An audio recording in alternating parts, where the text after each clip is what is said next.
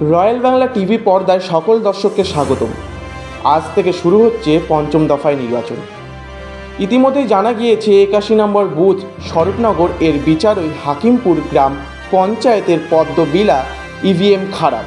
ইতিমধ্যেই ভোট পর্ব বন্ধ নিয়ে উত্তেজনা ছড়িয়েছে এই এলাকায়।